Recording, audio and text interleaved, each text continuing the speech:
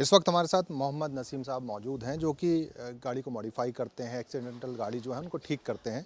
हम उनसे समझेंगे कि जो आजकल पुरानी गाड़ी से नई गाड़ी बनाई जाती है वो कैसे बनती है, क्या नियम है, बताइए। सर अभी तो एक्चुअली क्या है कि केंद्र सरकार की कुछ गलत नीतियों के कारण बॉडी कोड लागू किया गया है 2017 से, जो कि बहुत गलत किया गया है। इसको ख़त्म होना चाहिए। इससे क्या है, कई लोगों का रोज़गार ख़त्म हो चुका है। बॉडी कोड है क्या, जैसे आम जनता समझना चाहे? ये साहब एक सर्टिफिकेट होता है, एयर आइस सर्टिफिकेट, जो कोई भी गाड़ी बनाता है तो उसका एक मॉडल होता है। तो इसका मानेसबर और अपना आई कैट से इसकी परमिशन ली जाती है। तो उसमें काफ़ी खर्चा आता है और इसको कम खर्चा करना चाहिए इन लोगों को। जब तक वो हमारे पास नहीं होगा हम नई गाड़ी नहीं बना सकते।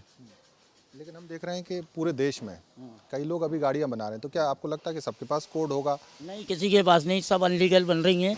और अगर इंदौर सिटी के अंदर देखा जाए तो मुश्किल से 2 4 10 लोगों के पास है, बाकी सभी लोगों को गाड़ियाँ बना रहे हैं वहाँ पर। तो ये अनलीगल तरीके से बना रहे हैं। Legal activity. हाँ, अनलीगल तरीके से बना रहे हैं। जैसे आप कह रहे हैं कि बॉडी कोड होगा तो एक तरह का एक सिस्टम बना होगा कि आप इस दायरे में ही गाड़ी बना सकते हैं। लेकिन हम देखते हैं कि पुरानी गाड़ियां हैं और पुरानी गाड़ी को मॉडिफाई किया जा रहा है। कोई अगर 52 सीटर है तो उसको 56 कर लिया जा रहा है, ये भी होता होगा। जी होता है ना, बिल्कुल होता है। तो ये पूरी तरह से इलीगल है। ये अनलीगल है ये। भाई हम जो गाड़ी बनाते हैं, आज जो मॉडिफाई ये बॉडी कोड दे रखा है कंपनी ने, आई कैट है, मानेसबर ने। हमारी बॉडी देखी जाए और कंपनी की बॉडी देखी जाए, ज़मीन आसमान का अंदर है। लोगों ने आज आगे फाइबर दे दिया, पीछे फाइबर दे दिया, साइडों में फाइबर दे दिया गाड़ी को हल्की करने के लिए। और किस वजह से दिया कि गाड़ी एक्सीडेंट होती है, सवारी को चोट आती है, जबकि हमारी जो बॉडी होती है उससे मजबूत गाड़ी होती है। आज जरा सा अगर एक कुत्ता टकरा जाता तो गाड़ी का शो खराब हो जाता, मोटर मालिक को कम से कम 80 90 हज़ार रुपये का खर्चा उठाना पड़ता है।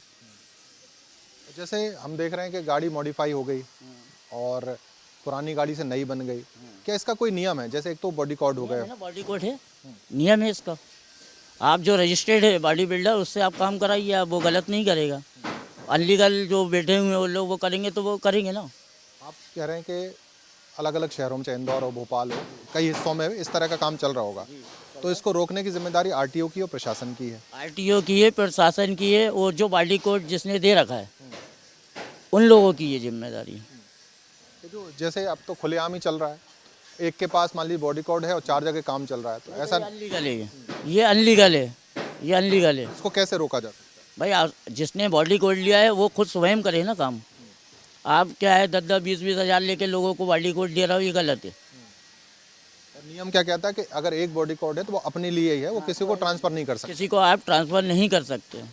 ये सब चल रहा है एमपी का, पूरे हिंदुस्तान में चल रहा है ये।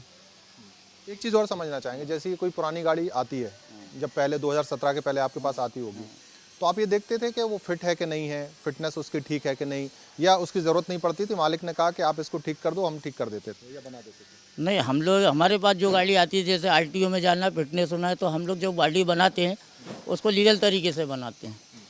जो लीगल तरीका क्या है? मान लीजिए मेरी एक पुरानी गाड़ी है, मैं उसको नई बनाना चाहता हूँ, बॉडी कोड है आपके पास, एक बार थोड़ा मान लेते हैं, तो प्रोसेस क्या कहता है इसका? प्रोसेस ये है कि सर जिस तरह की वो बॉडी रहती है हमको उसी लाइन से उस गाड़ी को रिपेयर करना होता है।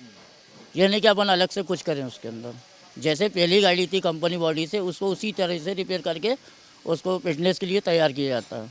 जी। तो कोई डॉक्यूमेंट वगैरह चेक होते हैं उसके, कुछ होता है, या खाली एक प्रोसेस है कि मैं आया, मैंने आपको गाड़ी बनने को दी, आपने बना के दे दी, बाकी वो डिपार्टमेंट जाने जो करना है उनको? सर पहले ऐसा कुछ नहीं था, अब जो भी करेगा इसके लिए प्रोसेस चालू कर दी गई है। इस तरह का प्रोसेस?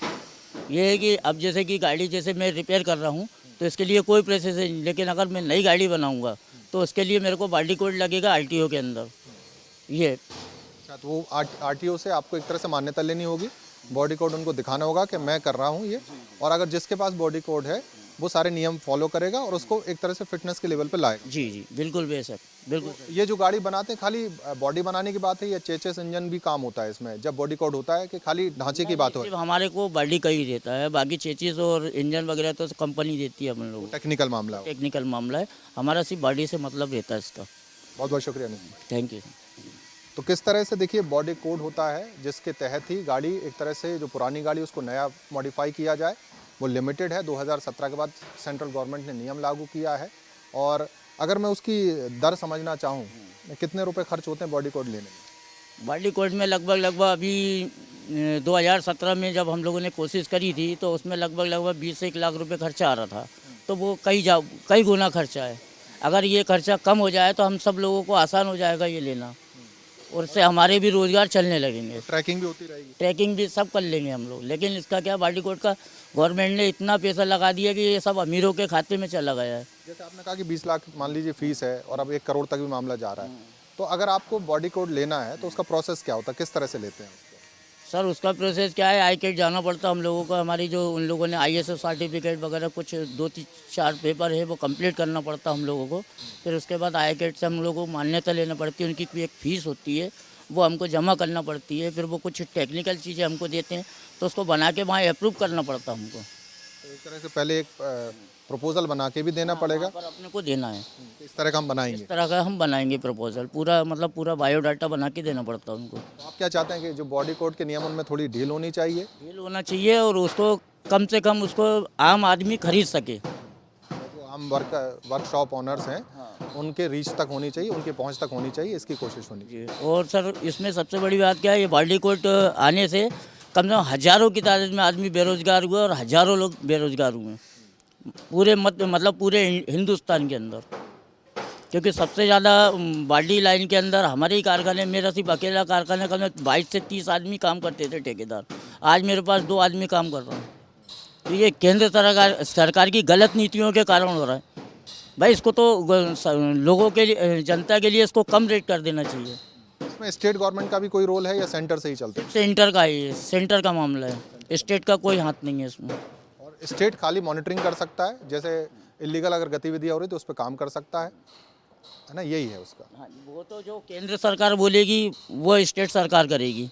वहाँ से अगर नियम पालन हो गया तो वो केंद्र सरकार लागू करेगी इसको। तो देखिए बॉडी कोड का जो मसला है, जो आम वर्कशॉप ओनर है वो ये चाहते हैं कि उसकी दर कम होनी चाहिए और उनकी रीच होनी चाहिए, और जो रोज़गार है, लोकल रोज़गार है, उससे बढ़ता है। पहले इनके पास 22 से 25 लोग काम करते थे, आज 2 लोग काम कर रहे हैं, क्योंकि बॉडी कोड नहीं है और नई गाड़ी ये नहीं बना रहे हैं, रिपेयरिंग का काम कर रहे हैं। लेकिन जिनके पास बॉडी कोड है उनको ज़्यादा राशि खर्च करनी पड़ रही है, तो उस व्यवस्था को कहीं ना कहीं बदलने की मांग ये लोग कर रहे हैं। कैमरा पर्सन आशु के साथ अखिलेश सोलंकी, भारत 24 भोपाल।